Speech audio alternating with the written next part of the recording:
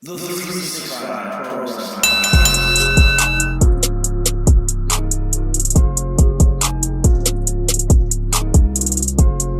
365 Nation, Eddie Osborne here. Episode number 74 of the 365 Pro Wrestling Podcast. And we have an outlaw on today. We have Scott Chase. How you doing, man? Outlaw, you damn right. I'm doing good, man. I'm a little bored, quarantining, self-isolating, but things are doing good. No, thank you so much for doing this. We'll go right into a question, because you said the quarantine. If you had a quarantine with 3 wrestlers, who would they be? Quarantine with 3 wrestlers. Oh, geez. Are we talking past, present, or future, or are we talking friends? Anybody. Or what are we? Anybody. Oh, Lord. It'd be, for me, it would have to be Arn Anderson, Rory McAllister, and, oh, Lord, probably Ric Flair. Hell yeah, man. No, that's amazing. Have you always loved pro wrestling? Like growing up, were you into wrestling? Yeah, absolutely, man. I got such funny stories because my family just laughs at me because, like, 4 years old, man, I used to watch it with my grandpa and my dad, and we used to just, you know, and I loved wrestling. I loved it. They were boxers, so they were kind of, you know, I a box and do this other stuff, but I was just always enamored by the wrestling part of it, right? So for me, it was I've always, you know, just wanted to do that. Like, I never really had any other goals. You know, police officer I thought about, but everything always brought me back to pro wrestling. And like growing up, who'd you like to watch? Growing up, shoot, man. Everything we watched. I had Mid-Atlantic Wrestling. I was watching. We watched Stampede. I remember watching Stampede Wrestling with my dad a lot because I was on the old TSN, I believe, and Stampede was pretty cool. But yeah, even just like some of the Mid-Atlantic stuff that used to come through the Crockett territories, I used to love watching all that shit. But some of the particular guys I used to like was like Ray Stevens for me. I always considered him one of the best. I seen this thing when I was a kid where he pile drove Jimmy Snuka on the concrete and there's blood everywhere.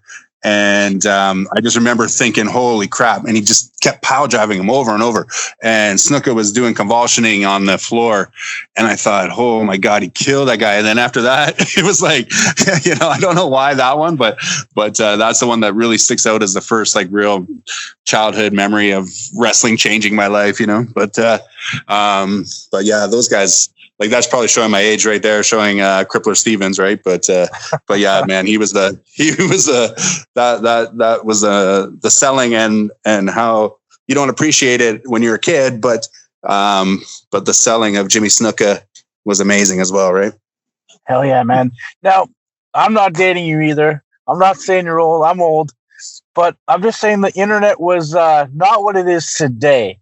How'd you find out about like indie wrestling and wrestling schools? Like, how'd you get into pro wrestling? It's a funny story. It's like one of those things where you just kind of, man, like you just get drawn to it and you just always, you know, what do I need to do? What do I need to do? And there was always like 3 people that I always used to bug. And I was like, I want to say I was 15, maybe 16, but like Pete Parker, who wrestled as Pete Rock. He was a Brantford guy and he had a cup of coffee in WCW and did some training in like Mexico. And, you know, he's been around in NWA, like but a fantastic technical wrestler. He used to come through. I used to be like a manager at a Blockbuster Video, like way back when. Right. And he used to come through there and I used to bug the shit out of him. Hey man, you gotta train me, man. Come on, man. Like, you know, and just be like that, you know, a little fly in his ear. Right. And he'd be like, fine, get out of here. Right. And, so anyways, so he was one of the guys that I always reached out to, but ironically enough, it was a friend of mine, my friend Ian Martin, he was like the radio DJ on the Six Nations Reserve, and he got asked to be the special ring announcer for this big show that they had at the Speedway there.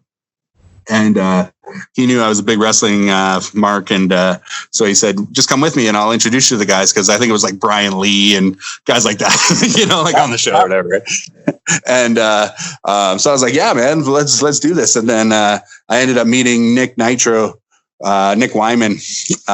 who was like running a promotion, CWI, and I had a long chat with him, and he's like, He got me in. He got me basically into everything, and it was from that day on, though. But it was just from an invite from a friend that was doing a ring announcing gig that I met the right people on that day, and then that's what started everything. That's pretty wild. That just by chance, like, that's pretty awesome. Did Nick train you, or did you learn from Pete? At the start, it was through Nick. And just guys that were through there, like he used to have this big ring set up on his farm out there, and I remember guys like Chris Thorne and everybody would come through there. You know what I mean? And like I'm saying Thorne, like it was like Quan Chang and those guys would train out there all the time. But I just remember like Thorne, for an example, because I always remember this one night. We were out like training from like, it was like 10 a.m. I think till like midnight, and like getting chewed by big res mosquitoes. You know what I mean? Like, but we loved it, man. Like it was just, like you just loved it. Right. But the thing that I always laugh about, and I'm sure you're feeling that now too, is like all those bumps you gave away in training. You know what I mean? Like you wish that you could get those back. Right. But but if you didn't do them, then you wouldn't be where you were either. Right. So 100%. Now, where did you have your first match? When was it, and who was it against? First match, oh Lord, 98, 99. Sorry, I'm the worst with dates. 99 Oshweekend Reserve. It was my very first match. I did a battle royal, and I actually got a funny story about that. It was Nitro was the champ at the time. And I literally remember thinking, I'm going to try to get a little bit of heat on this guy. It's like my first match ever. Yep. And I was thinking, if they, and my mind was just so stupid back then, like you're just so green and shit, right? Right. Still green. And they never told you everything back then. Yeah, you just didn't know, right? So I'm like, okay, I'm gonna grab this guy to headlock, whatever, right? And try to, I'll get some little heat on the champ, and maybe they'll think that I'm good too, whatever, right? And so, anyways, first thing I grab and boom, just like suplexes me out of my pants, whatever, right? He's like, you don't get heat on the champ. Pretty much broke my neck the first show, right? And it was just but like not like.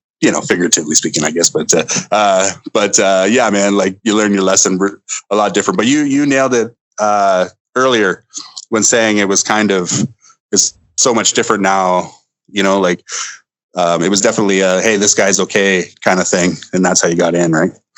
For sure. Like I train now, and I try and like prep my guys to like get to their first match. And I know I just got like into my first match. It was with Elian. They're like, all right, fine, you can work Elian. And after the match, Demore's like, thanks for killing the business. My trainer's like, go sit in the corner. I'm like, but I didn't know what the hell I did wrong. And I got my ass kicked in training for the next ever. But it's just, that's how it was back then. You learn by mistake, I guess. Yeah, that's it. And like, I was doing some matches, and I knew like it was like, I didn't want to get the reputation of being shite, right? Because once you get that, it's very hard to shake. And I felt like I was going down that road. You know what I mean? And so I reached out to Pete Parker, who we mentioned, and he actually had a school at that time, Slam Factory. And then I put in some really good hours in there, and felt like I really tweaked my game, because I was always modest enough to say that, hey, I need work on this, or I need work on that. You know what I mean? It was something that you always got to get better at, right? For sure. And one of the things you also gave back, because I know when I was training, Rory McAllister, he was there, but he'd come in with yourself and say Quinson or maybe somebody else as well, but yourself a lot and Quinson. And you guys would help me like learn more things. And I remember it was at OPW, and I won I think I was Technical Wrestler of the Year. And one of you guys piped up. We showed them all that stuff last week, and I was just dying. Like they did. They were showing me all kinds of stuff. So I'm always thankful for you guys taking the time to actually help out us new guys as well. Oh man, it's more your duty, really, but I always try to, the guys like yourself that just had the best attitude, you know what I mean? And you just got it right from square one. I always felt so. I thought you were very good at what you did, man. So thank you. No problem there. No problem there. I think the biggest thing was just respect for you guys. If I didn't show anyone to show me nothing, but I was trained with respect, so it went a long way. But if in your training, like if there was a roadblock, what was it, and then how'd you overcome that? I think for me, like the best training I ended up getting was, and if Pete Parker hears this, he's probably gonna be like, "Oh, that mofo," right? But was the Highlanders had, I think it was Robbie's. He had it set up in a warehouse in Embro, Ontario at the time. Yeah. And it was just like a mainstay guys of like myself and Rory and Robbie and Sean Spears would come through there. And it was just like, and just different guys through all the thing. But the three of us were just training constantly. And that's something that a lot of people probably might not know, but like we just put in so many hours in that warehouse, and that was the best training that I got. And I felt like that's where I really brought my game up. But there was, as far as things that I had to overcome, I wish, looking back, I probably could have tried to do some more like high flying shit, you know what I mean? But I was just never brought up that way.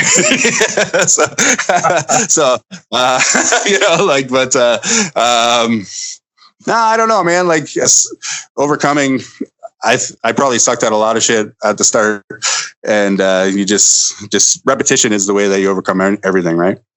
For sure. And yourself and Tyrant were wrestling the Highlanders a ton at that point, and your guys' matches were on fire. So like I felt like that was a feud that, I don't know, did it last a whole year all over Ontario? Yeah, easily. We were it was just getting booked as just like the match itself, right? Like it was, we were wrestling them all the time. Went well, like you said, it was that instant chemistry was there, and we had some great matches, man. Great matches. Oh yeah. Now you've teamed with Tyrant for many years. You had singles career as well, and then you did some more tags with him. How'd you meet him, and how'd you guys become a team? Same idea. It was CWI. I was doing a different gimmick. Where I was actually teaming with, he wrestles, I don't know if he still wrestles now, but he was wrestling as Rico Montana. Remember him? Nice. Yeah, Exhibit. Yeah, Exhibit. Yeah, there you go. So we were doing like a little tag gimmick on, for CWI, and it was Exhibit and myself. And he wasn't at the show the one time. And so they just kind of threw me into a makeshift tag match with Tyrant Dawson. And it was us, myself and him against Quan Chang and Eradicator. Okay, yeah. And I was like, who's this Eminem? Like, I was like, who's this guy, right? Guy's kind of a dick, And I just remember thinking like, oh man, And but we got into the ring, and we had a really good match and really good chemistry right off the hop. And it was actually Tyrant that actually asked me to do a show in Hamilton with him, because he was working was booked against the Ebony Express, Marley and JQ Public. Nice. And So he was, I think the thinking from him was because he originally asked me to be part of a team that he had thought of, right? So credit where credit is due. He's seen potential there and asked me to do some teaming with him. And what I think he was getting kind of lost in the shuffle at the time, and I was just so new to it that he was seeing that there was Ebony Express were getting booked, Hollywood Hunks were getting booked, and there was like a need for teams at the time. And so we thought we'll go straight up, full team, matching gimmicks and everything like that. And we ended up having some fantastic matches with Ebony Express as well. And we did that match everywhere. So, so it worked out really well. I remember being a new guy, and PWX has started in Tilsonburg, and I think it was PWX, but you guys were booked against the Ebonies. Might have been OPW, and Tyrant would have on gear, and you'd switch from the matching gear to like red instead of blue, and they'd be like, "Oh fuck!" And he'd go and put his blue stuff on, and you put your yellow stuff on, and the amount of anger I seen out of that man, and you just kept, I thought this looked good, and just kept riling him up. I felt bad for the Ebonies. I'm like, this guy's going out there pissed, but it always made me laugh, like, because I would be pretty quiet in the beginning years. I just sit back and like, hey, look at this stuff, man. This is hilarious. But did he always get pissed off? I used to fuck with it. I used to fuck with him all the time. He'd like stupid shit where he'd sorry for swearing so much to your audience there, man. But yeah, he used to do stuff where you just climb into the ring in there, and I'd like trip him and stuff like that, right? And he used to get so hot, but oh man, but the guy's a full-fledged character, you know what I mean? Like, used to get us into all kinds of shit. So nothing but good things I can say about the guy. Except do some more push-ups, man. Now, you guys teamed early on, you teamed in the middle, and then recently in MCW, I guess maybe a year ago in MCW, you became tag champs. How is that? Just kind of like, is that full circle? Yeah, definitely full circle. And something that just seemed to kind of whirlwind and fell into my lap, really, and Tyrant, as you probably have heard, he's had like an eye surgery, and he's got to work on getting himself a little bit better. And then, I don't know what's going to be going on with the MCW titles. If he gets back into the shape where he needs to be and he wants to defend them, then I'm up for doing that. But it's going to be up to MCW management, I think. Sure. Now, let's talk about some of your singles matches. Do you have any favorites? I'm going to throw out the one with you and Geza, because I really enjoyed that match, and I learned a ton from it, because I used to go with Geza's shows and like just watch matches, and then he'd teach me more about them afterwards. But is there any like the top 3-4 singles matches you had? Yeah, speaking of, working with Geza, he was always a guy that people asked who, I might have even looked up to at the, on the circuit. And Geza, to me, was always one of the guys that I respected. He's like a hard-nosed grappler, and I appreciate that style as well. So, so working with Geza was always was a pleasure for myself. So that was good. Some of my favorite guys, man, I've always had good matches with Reggie Marley. I've had good matches with yourself, Cody Daner, Rory McAllister. I've always had good matches with. So, I don't know. I'd say those are the ones off the top of my head. Quincy Valentino, I'd probably go on and on, right? But I find that I don't know what people. You always look at yourself in the mirror and you think you know the truth about yourself, right? You know what I mean? But but what people might see of you, it might be different. You know what I mean? But I've always pictured myself as one of those guys that could have a match with anybody and any style and make it work. And So that's why it seems like a big contrast of styles there. What I'm saying when I say different guys, but that's really how I look at it too. And I always try to have the best match I can, no matter what style of guy I'm working with. And you've been really consistent. Just like recently, you had that feud with Jeff Black, and that was awesome. Just because of the crowd emotion in those matches were so good. And just before that, you came up a really hot feud with Diener, where for like a year they went nuts and cheered you, and then for a year they booed you. So like you've been in very emotional feuds, and I think that's what pro wrestling is to me. It's creating emotion. So how did you and Diener first get linked up, and then can you go through that? It's almost been like 3 year span of how now you're even with Jeff Black. You enlisted him in your group. So can you kind of talk about that whole MCW span? Yeah. What, from like day one, you mean, like, or just like the last bit with Jeff Black? Day one, I can't remember what you did day one, but I remember just once you and Diener started hooking up. You were always loved in Brantford. You're the favorite son, and it's just when you and Diener started that feud, it was just red hot, like white hot. It was awesome. The emotions from the crowd, and then for the fact that he was so hated, and then you guys flipped it. I'm like, wow. Yeah. And then you guys went for another year, and you guys had the cages, you had everything, and then that ended, and then you went into a good program with Jeff Black. Yeah, man. So, yeah, the thing with Diener, I don't know how the first match ended up coming up about, but it was one of those things where we were just like, oh, shit, yeah, that worked, and same thing, like styles make fights. It's the same with wrestling, like styles make it, right? And I felt like Diener and I had not worked too much with each other at all. Like you would think that we would have been one of those guys that had worked a lot together, but because we've done a lot of the same indies, but no, not at all. And so I think with both of our experience, it just worked out. And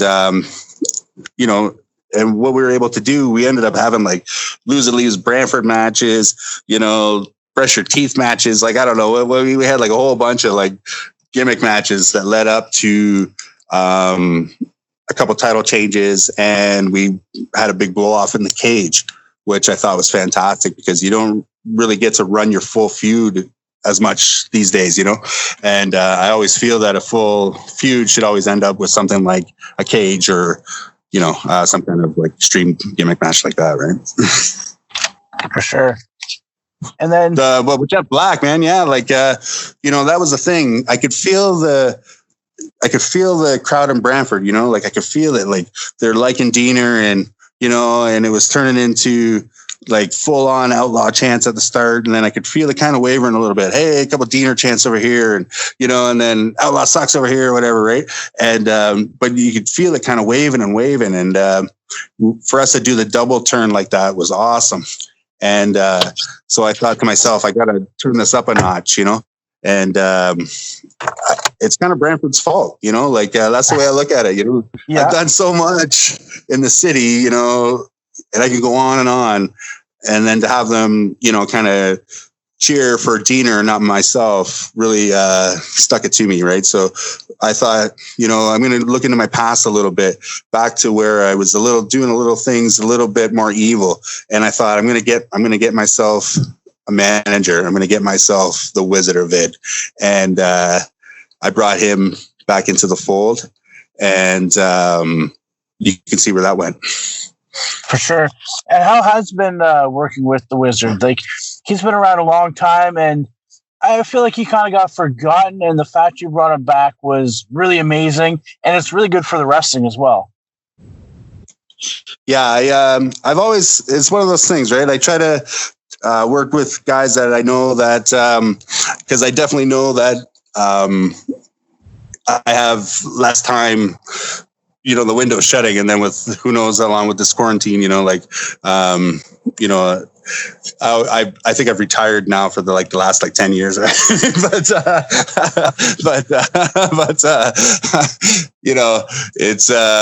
It's one of those things, man. And once it's in your blood, it's really hard to. I still consider myself semi-retired, let's just say, right? Because I'm not running around anymore, but I still love doing the gimmicks around here, and hopefully that we get back to normal as a country and get some entertainment going on here, For sure. And one thing you did was also not just entertain people as a wrestler, you're also a promoter. Great Lakes Championship Wrestling was a huge promotion. It gave me my break, that's for sure. Can you talk a little bit about GLCW? Yeah, for sure. It was one of those things where there was only like a handful of promotions, and Athletic Commission was still running wild, and Hayashi Mania was running wild. Oh, yeah. And Ken Hayashi, who was the athletic commissioner at the time, and a lot of people won't understand the struggles that he gave a lot of people, because he comes right out and says that he hates wrestling, and he would license his dog if they paid the $75. So you don't have a lot of support, let's just say, right? So let's just say he's not bending over backwards to help out the local indie show. Let's just say that. So a lot of it came from necessity of just Rory McAllister and myself. We knew that they were shutting it down in Hamilton, Great Lakes, and we discussed it, and we thought, hey, I bet you we could make that work here, because we lived very close to each other at the time, and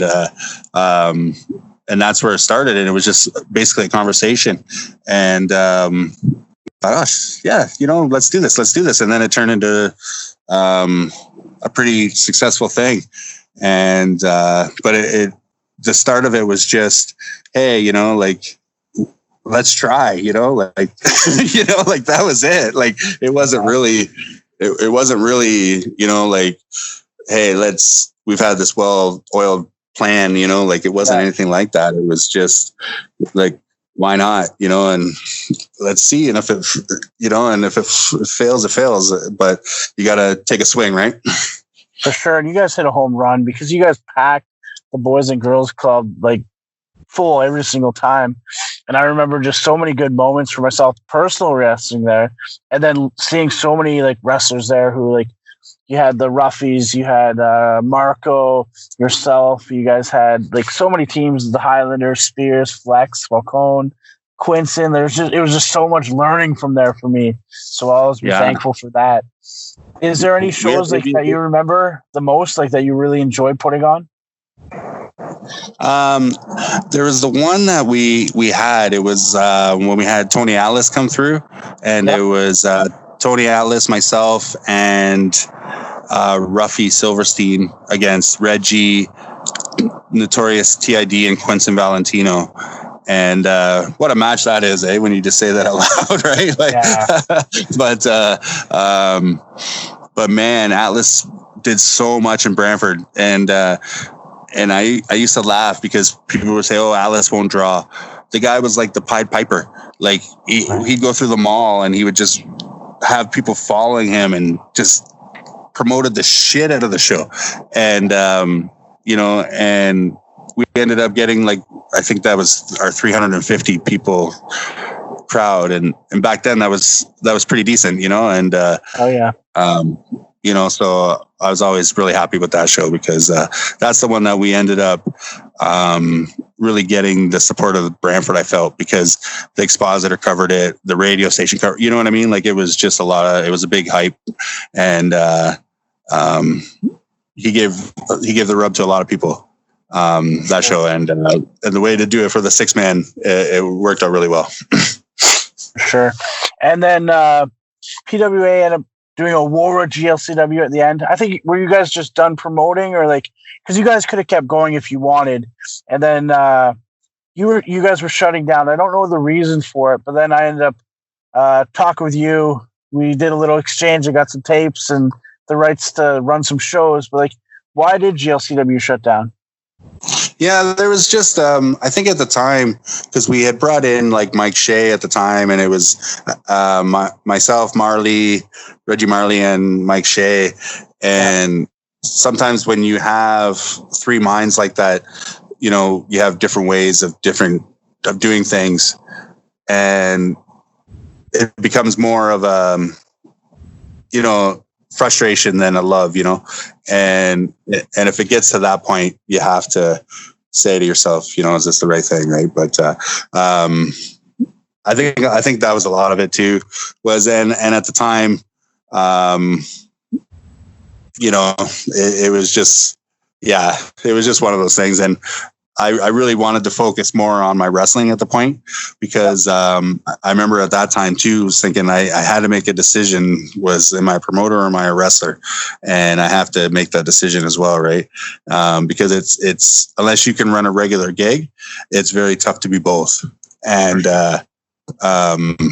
so I think there was a lot of that as well. So, but we definitely had a good run. Oh, 100%. Then we did our little Indie Wars thing, the two companies feuding. And one of my favorite matches, I forget who you guys teamed against, but it was you and Duggan and maybe Hippie. And you guys took on probably like Ortiz, Lars, and somebody. But I really enjoyed the tag match with you and Duggan in there. And that was awesome. It was just, Duggan was on fire, having a great time. And Brantford loved him. And at the point, you're just so loved there too. It was just an amazing match. Hippies always getting over. So that was one of my favorite matches in that time. When I hear stuff about like some of the younger guys, for example, that pretty Ricky Wilde, yep. Who's up and comer, when I hear, he told me a story and he showed me that picture of that match that you're talking about with Duggan and I, it was Jeff Black, Lars Phoenix, and Jesse Jones. Okay, yep. Yeah. And Juan Ortiz was like the rings manager or whatever. But it was. But Ricky Wilde was ringside as a little kid, high-fiving, and he's shows the picture of him high-fiving us, as we're walking through, right? And I just think, oh man, like two emotions come through there. I'm old as shit, and but then the other is, it's so cool to see that, right? Like, that you might have had a little bit of influence there, or some motivation to a kid to take that step to become a wrestler as well, right? That's pretty awesome, actually. Like, that's wow. To affect someone's life like that in a positive manner, because he's doing really good with wrestling, and to have him love it because of what you put on, that's awesome. Now, you mentioned focusing on being a wrestler, and was that around the time the whole CWI with the huge Hogan tour came in too? Or was that years later?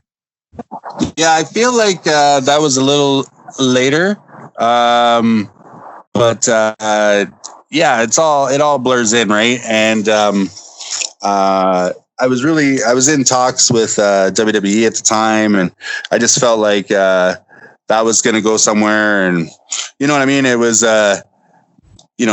but with this business, you got to be willing to take some negatives too, right? Because it's not all yes. There's a lot of no fucking way, right?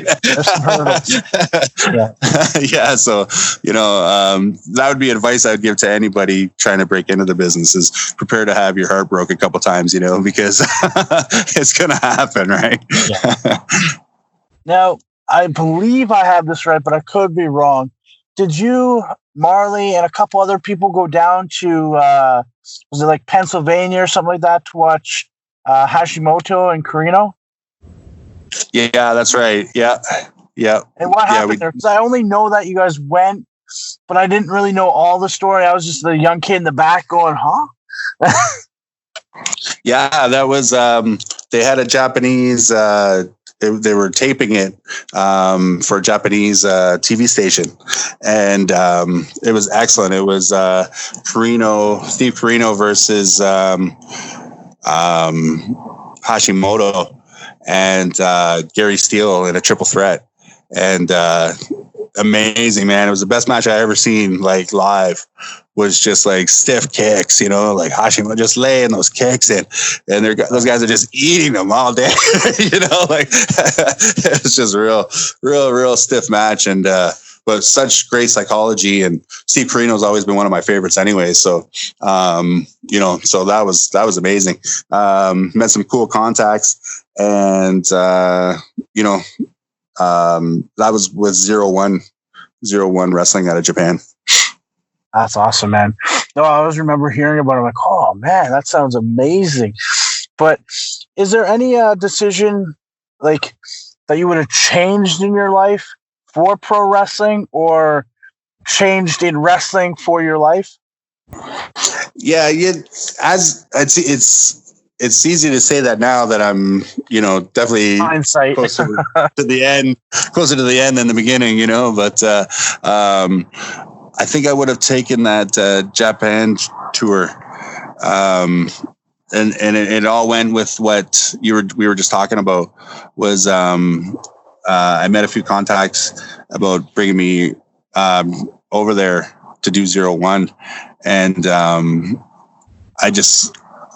was just so broke, and you know what I mean. Like I didn't go, and that was one of the only real huge regrets that I had, was that I didn't do that.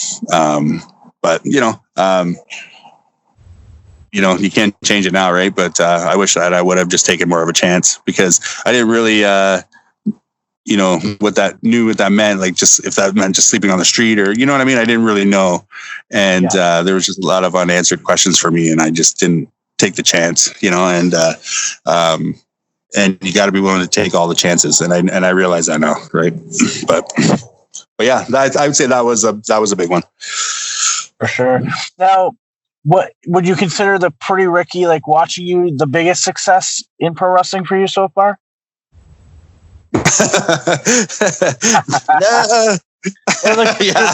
Successful thing or story about pro wrestling. I mean, affecting a kid's life is huge, but like, what was the most successful thing to you in your career so far? Most successful thing, eh? Like I had so many different moments, and I know that you can relate to this, because at first it's just, your first match, I'm doing this shit, and, like that's the thing that you remember is like, oh man, my first match. And then I remember thinking, I did the show at the Chin Picnic, and it was the Tony Parisi tribute show. And it was like, I had done like a couple hundred people, and then this was like 7,000 people or whatever it was. Right. And I was like, oh man, like, and to me, that was a moment, like I thought, oh, that's a successful moment. Right. And then, then winning your first singles championship, that was pretty cool. Like there's so many, I don't know. I look at success different, man. Like, there's opportunities that I probably could have taken, that I didn't, because I chose family first, and I'll never regret any of that. Right. But, yeah, man, I don't know. That's such a hard question, but it's such an awesome question. Like the most successful thing, man, I don't know. I anytime I hear anybody say that, like that I become a good worker, or, anything like that, to me, that's a success, because, what your peers think of you is important in this business too. Right. So 100%. Now, I mentioned the CWI when they had the Hogan and all that. That's when you were kind of dealing with some medical issues as well in life. And you came back both times from that. Did you ever consider just being done forever? Or was it always like that, I got to get back in there for at least one more match? Yeah, the drug of wrestling, and you've heard people talk about that before, right? But, I was always so thankful for yourself, for letting me do the PWA Outlaw retirement tour. And that was probably about 20 years ago. Right. But, but you know what? And in my mind at that point, I was done as a full-time wrestler. You know, I had different issues going on, and some stuff in my personal life, which I thought was going to affect me differently than what it did. You know, I had a sick family member, and you know, just different things. But you know, I had some issues with my heart, and you know, when it's something like that, when it's something like your heart, people don't see you limping, or people don't see you fainting, or you know what I mean? Like, they don't see that shit. They just think, oh man, the guy's fine, you know, like he doesn't have a cast on, so he must be okay, right? But you know, coming back from that is very hard, because you lose your confidence, because you never know when it's going to happen, right? Because when it happened to me, I felt like I was in the best shape I had ever been in, right? And so, I mean, your body will tell you when it's time, I guess, right? That's what Gaza said. Your body will tell you. That's a good answer for that one. Now, speaking about that tour, you just had surgery too on the heart, and you come back, and I think it was Suicide Sean Ball did a 450, and his knees right over your chest. I'm like, oh my God. Like, we were joking about doing heart punches all night, and then he does the 450 knees to your chest. Like, I thought you were dead then. I was like, oh no, oh no, oh no. But do you remember that moment? Oh, of course, man. Because I remember myself going, "Oh no, oh no," right? But yeah, man. Like, after that, but that's going back to like the drug of wrestling. You know, like I have such a funny story about, I had just had like an operation on my heart, and I was literally getting picked up from it, like the time that it was over, right? And Rory McAllister was the guy that come pick me up from the hospital, him and Flex Falcone. And they're like, hey, let's test out your heart, see if it works. So they start doing like 140 in and out of traffic down like a 50 kilometer, right? Like, dirty bastards, right? But I always laughed at that looking back, right? Like, man, that was so funny, you know, like that's true friends right there, right? But Yeah, man. you know, yeah.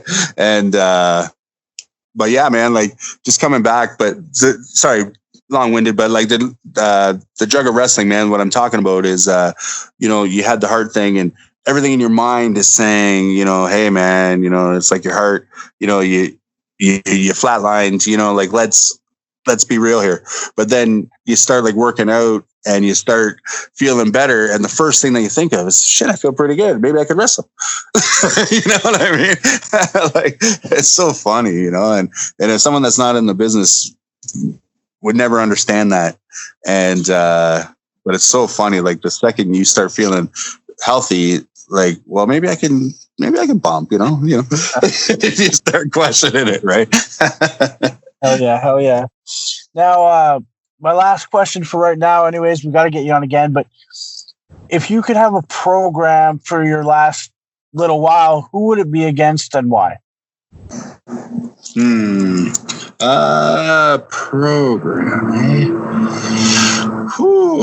If I'm doing, I was thinking you like a program more than just a match, or like you like to build and really create that emotion. So that's why I figured program.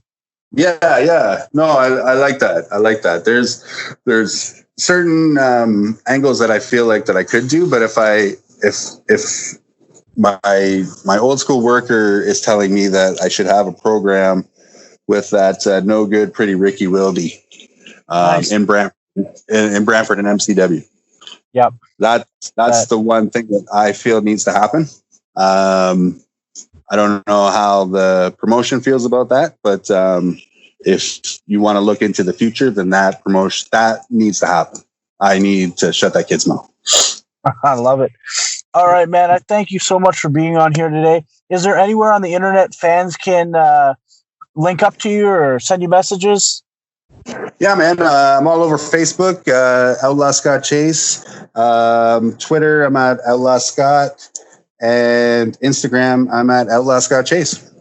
Awesome, man. Thank you again. I really appreciate you taking the time to do this, and I'm just so happy you did it, and I'd love to do it again. I know we missed a whole bunch of things, but I wanted to get a lot in there, and just thank you very much.